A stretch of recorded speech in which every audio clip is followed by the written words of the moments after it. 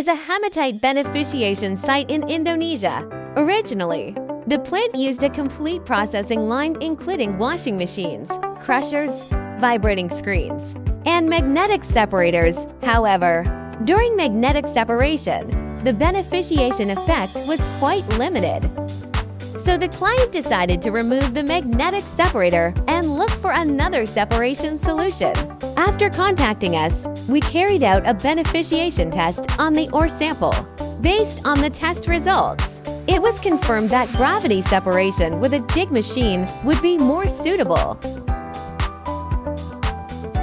As a result, the original magnetic separator was removed and replaced with our 2 sets of jig machines. The rest of the washing, crushing, and screening equipment remained unchanged. Here is the hematite concentrated recovered by the jig machine.